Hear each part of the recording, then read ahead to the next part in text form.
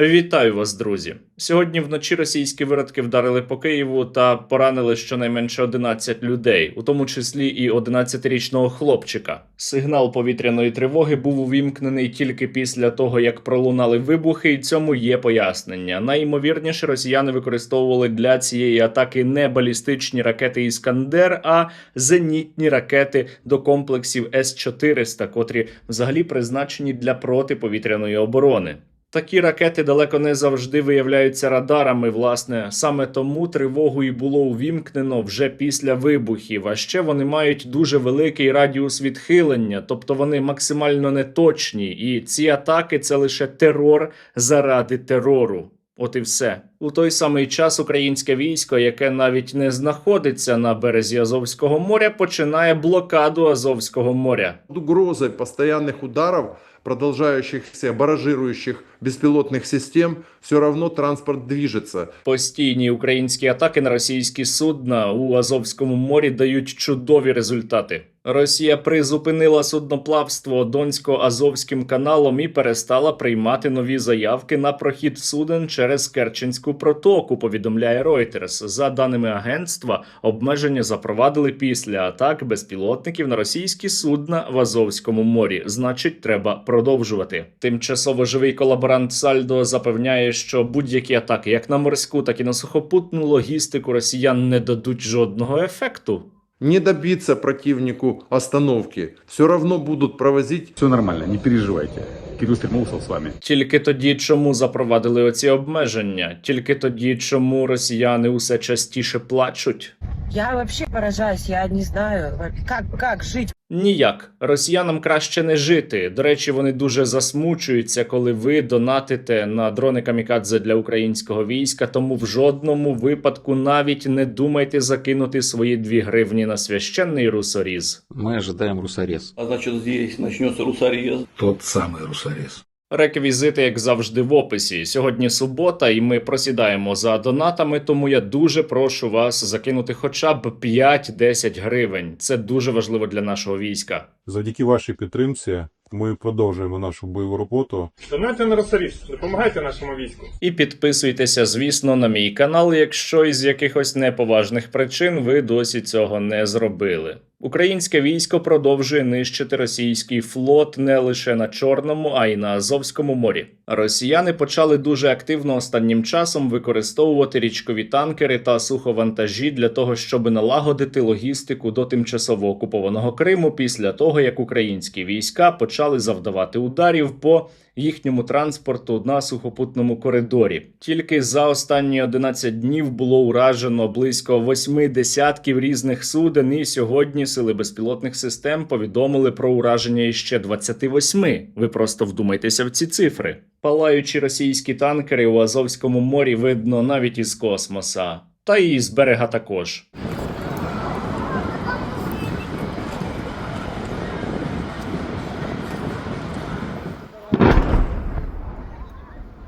Важливе уточнення. Танкери та інші судна після таких атак не йдуть на дно. В принципі, Азовське море настільки неглибоке, що там складно піти на дно будь-якому судну, але усе одно вони отримують ушкодження, через що вони мають іти на ремонт, і парк тих суден, які ворог зможе використовувати, суттєво скорочується.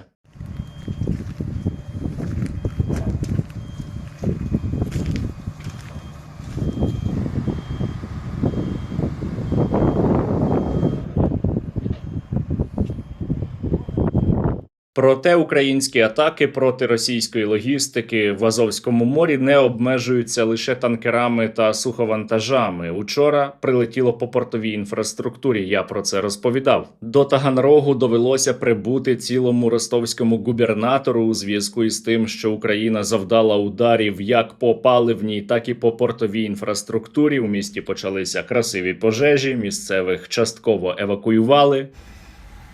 Домой нас не будут пускать, пока не потушат. Это может быть 3 дня, неделю, месяц. Может, возвращаться вообще будет некуда, потому что кто знает, чем сегодняшняя ночь кончится. Така сама ситуація і у забороненому на так званій Російській Федерації місті Азов у Ростовській області. Туди вчора теж завітали безпілотники і теж підпалили і паливну, і портову інфраструктуру. До речі, місцеві у зв'язку із цим почали бачити у небі НЛО. Я не жартую.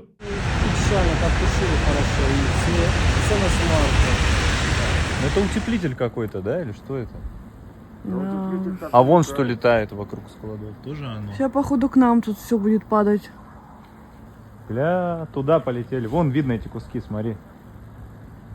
Росіяни дуже часто атакують судна біля берегів Одеської області, щоби завадити, зокрема, українському зерновому коридору. Тепер росіяни не можуть експортувати, в тому числі і крадене українське зерно із портів Азовського моря. Я, до речі, пам'ятаю, як кілька років тому Владимир Путін казав, що Азовське море – це тепер внутрішнє море так званої Росії. Ну, чего ж там греха таить. И Азовское море стало внутренним морем Российской Федерации. Не росіяни це море копали, значить і не їм у ньому плавати. Тимчасово живий пропагандист Соловйов обурений, що російський військовий флот не бере участі у супроводі танкерів та суховантажів. Чому ж так? А это бином Ньютона, что надо танкеры сопровождать? Я просто вот реально какие-то вопросы возникают очевидные. І справді це питання очевидне. Я би навіть сказав, що воно риторичне, тому що російський Чорноморський флот свою власну безпеку забезпечити не може, не кажучи вже про те, щоб снувати по Азовському морю. Я извиняюсь, но наш Черноморский флот сейчас загнан по бухтам. И, в общем-то, противник имеет там преимущество. А весь остальной флот, забился в норки. Та що там казати про Азовське або Чорне море? У росіян проблеми із флотом є вже і на Балтійському морі. А як казав Патрушев, не буде у Росії флоту, не буде і самої недокраїни. Если у нас не будет военно-морского флота, который способен обеспечить безопасность, не будет и России. Совершенно четко. У той самий час паливна криза на так званій Росії не вщухає. Росіяни живуть буквально у чергах на заправки і плачуть від радості, коли їм вдається заправитися.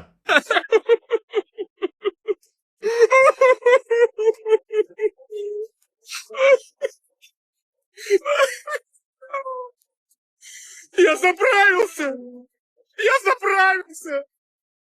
Спасибо! Інші росіяни цілком серйозно почали продавати закляття для того, щоб машина їла менше бензину. Я зараз не жартую. Я тебе скину заговор. Ритуал проходит вот так, все подготавливается. И, получается, зажигается, делается рунический став. Нарешті до росіян прийшла стабільність. Бензину на так званій Росії немає, зате є черги і надія, що він колись з'явиться. Кошмар. 5 дней нету бензина, но люди стоят в надежде. Мы были там 2 часа назад, народу Бензина было да немного. нету. Просто в надежде. В надежде, что придет. На тлі паливної кризи на так званій Росії починають дорожчати продукти, і це було неминуче, адже відсутність або здорожчання палива призводить до здорожчання і логістики. Незадоволені і російські аграрії, тому що зараз їм потрібно збирати врожай, а для цього треба дизель, а із дизелем також є серйозні проблеми, вони стирчать у чергах. Стоят аграрии, которые вынуждены вот это все стоять. Вот эта машина уськанских фермеров, которые прошлой ночью тут протолкались, ни одного литра не смогли залить. Доволі дивна ситуація. Напевно, цей росіянин хоче дискредитувати самого Владимира Путіна, адже Путін сказав, що ніяких проблем із дизельним пальним для аграріїв немає. Проблем с поставками в сельскохозяйственную отрасль в данный период не наблюдается, все там обеспечено. Ну і оскільки усе забезпечено, та й в цілому ніякої паливної кризи на так званій Російській Федерації немає, росіяни все частіше хочуть займатися коханням із російською владою. Он говорит, имел половой акт с Единой Россией, имел половой акт вообще с современной политикой наших олигархов там и так далее. Долой нашего Турчака, долой Единую Россию. І Владіміра Путіна відповідно. Усе частіше росіяни починають усвідомлювати, що справді Владімір Путін – це поїхавший, відірваний від реальності дегенерат, і, скоріш за все, це навіть діагноз. Я сейчас на территории психиатрической больницы имени Кащенко, она же имени Алексеева, и сейчас я вам покажу самого главного пациента Кащенко. Его портрет огромный повесили в одном из корпусов больницы. Сейчас я вам покажу. Російська паливна криза торкнулася далеко не тільки самої так званої Росії. Як ви знаєте, росіяни намагаються зараз із Казахстану вивозити незаконно бензин, але є тепер проблеми іще й у Таджикистані. Таджикистан, який залежний від російського експорту пального, заявив, що має запасів на 60 днів. Про це повідомив міністр енергетики країни. За його словами, влада вже веде переговори про альтернативні поставки із інших країн, зокрема із Білорусі. Водночас він зазначив, що попри російську заборону на експорт дизеля, постачання окремих нафтопродуктів із Росії до Таджикистану триває. Через паливну кризу в Росії, спричинену українськими ударами по НПЗ, останніми тижнями ціни на пальне зросли по всій Центральній Азії. Міністр енергетики та водних ресурсів Таджикистану каже, що для імпорту нафтопродуктів, окрім Росії, вони ведуть переговори з кількома іншими країнами. Після ударів українських безпілотників по російських нафтопереробних заводах останніми тижнями ціни на пальне в Таджикистані також зросли, що викликало певне занепокоєння серед населення. 10 липня на прес-конференції, відповідаючи на запитання Радіо Свобода, Далер Джума заявив, що запасів нафтопродуктів Таджикистану вистачить на 2 місяці. Не хочеться виголошувати пафосних промов, але справді для росіян усе тільки починається. Просто Владимир Путін не в курсі усього, що відбувається. Я бачу, як в докладах врут президенту. Ну, розумієте, врут, в відкриту врут. До речі, останнім часом росіяни почали дедалі активніше атакувати українські заправки. Це, на їхню думку, у них отака помста за українські атаки по російських НПЗ, хоча це саме російська сторона перша почала бити енергетичну інфраструктуру і взагалі розв'язала війну. Так от, є таке прислів'я: не кидайся камінням, якщо ти знаходишся у скляному будинку. І саме це чекає на нашого противника. Україні є чим відповідати. Дуже боляче. Россия наносит удары по автозаправочным станциям на территории Украины, и я полагаю, что мы можем ожидать таких же действий в отношении России, к сожалению, от украинских беспилотных систем. Ну а я у свою чергу закликаю вас допомогти покращувати логістику російських окупантів. Подивіться на ось оце відео.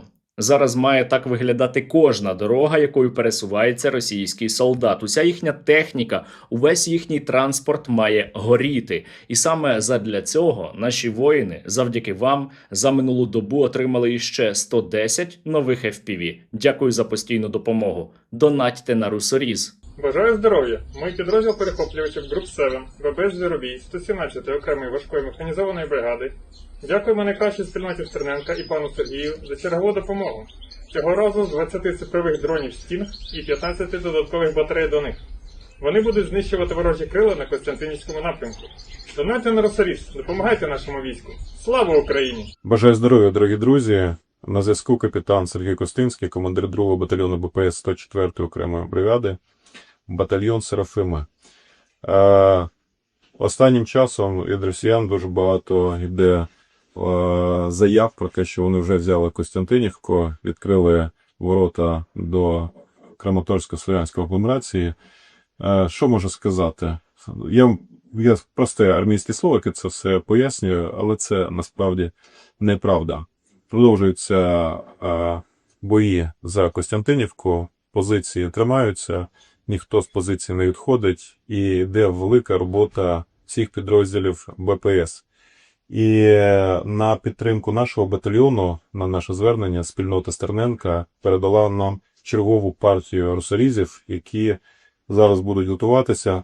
Отримали буквально ввечері, от зараз буде тривати підготовка і дуже швидко передаватися на позиції.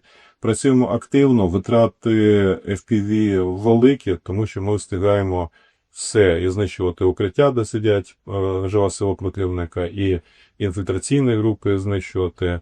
На все екіпажів у нас вистачає, питання тільки в тому, щоб в нас була достатня кількість FPV. Завдяки Сергію Стерненко, спільноті Стерненка, всім, хто донатить, ми отримуємо необхідну кількість FPV, і ми ще займаємося логістикою, щоб ви зрозуміли. Ми завдяки таким FPV на позиції наших союзників доставляємо провізію, в тому числі і цигарки, тому що наші хлопці потребують і цього, і воду. Всі тримають позиції. Що мене надихає в обороні Костянтинівки, це висока вмотивованість наших воїнів. Це просто, я не знаю, чесно кажучи. Воюю вже 5-й рік, але тут я бачу величезну самовідданість всіх, хто задіяний в обороні. Тому завдяки вашій підтримці ми продовжуємо нашу бойову роботу.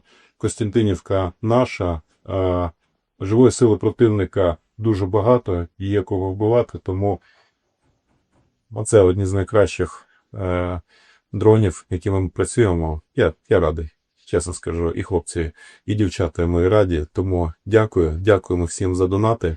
Слава Україні! Героям слава! Росіяни мають горіти, усе російське повинно палати, саме так і буде. І для цього будьте у війську або для війська та максимально допомагайте силам безпеки та оборони України.